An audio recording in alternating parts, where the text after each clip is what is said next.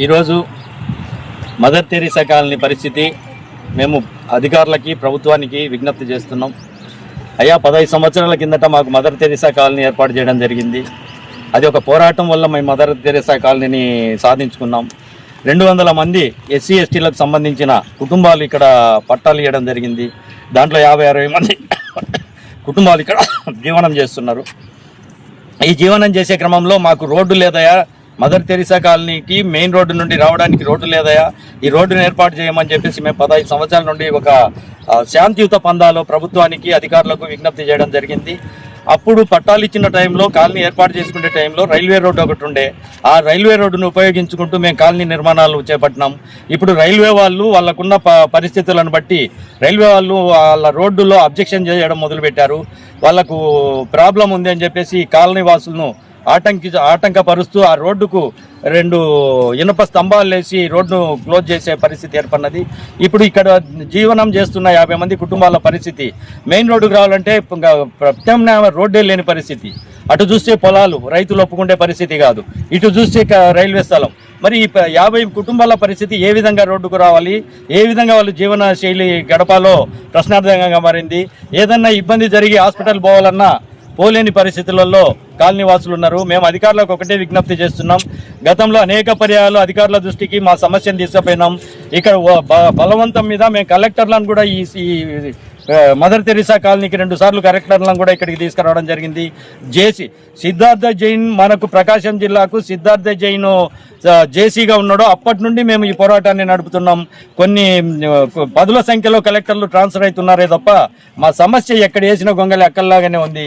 రాజకీయ పార్టీలకు మేము విజ్ఞప్తి చేసినాము, అధికార పార్టీలో ఉన్న వాళ్ళకి విజ్ఞప్తి చేసినాము, కలెక్టర్లకు విజ్ఞప్తి చేసినాము.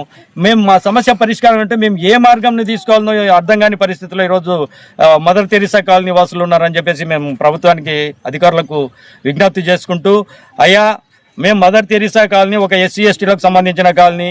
నిజంగా మీకు ఎస్సీ ఎస్టీల మీద చిత్తశుద్ధి ఉంటే, ఎస్సీ ఎస్టీల మీద మీకు ప్రేమ అనేది ఉంటే మాకిచ్చిన ఎస్సీ ఎస్టీ సప్లాన్ నిధులు ఏమైనాయి, ఆ సప్లాన్ నిధులతోటి మాకు రోడ్డును కొనుగోలు చేసి రోడ్డు వేయాల్సిన బాధ్యత మీకుంది కదా.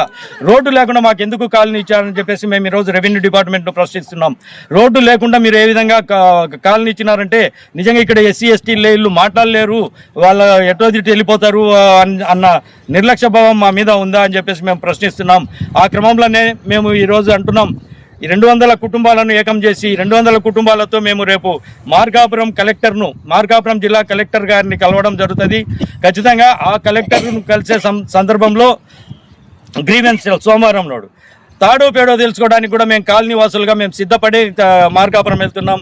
ఆ లోపల అధికారులు స్పందించి, ఇక్కడ స్థానిక ఎంఆర్ఓ గారు స్పందించి మా మదర్ తెరీసా కాలనీకి వచ్చి ఈ రోజంటే ఇంకా 3 రోజుల టైం ఉంది, సోమవారానికి ప్రత్యామ్నాయ రహదారిని మాకు ఏర్పాటు చేయడానికి ప్రయత్నాలు కొనసాగిస్తారా, లేదు మీరు పోయి కలెక్టర్ గారినే తాడో పేడో తేల్చుకోండి అని చెప్పేసి దానికి ఎంఆర్ఓ గారు అంటారా అనేది ఎంఆర్ఓ గారికి విజ్ఞతకు వదిలేస్తున్నాం.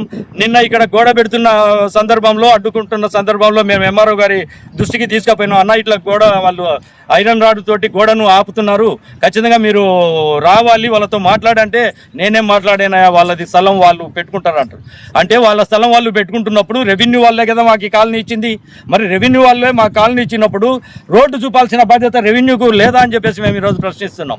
ఆ బాధ్యత ఎవరిది? స్థానిక ఎంఆర్ఓదే కదా. మరి ఎంఆర్ఓ ఎందుకు ఈ విషయంలో పట్టనట్టుంటున్నాడు? దీని విషయంలో ఎన్ని సమస్యల మీద మేము కలెక్టర్ కార్యాలయాన్ని ముట్టడిస్తాం, కలెక్టర్ గ్రీవెన్స్ను ముట్టడిస్తాం.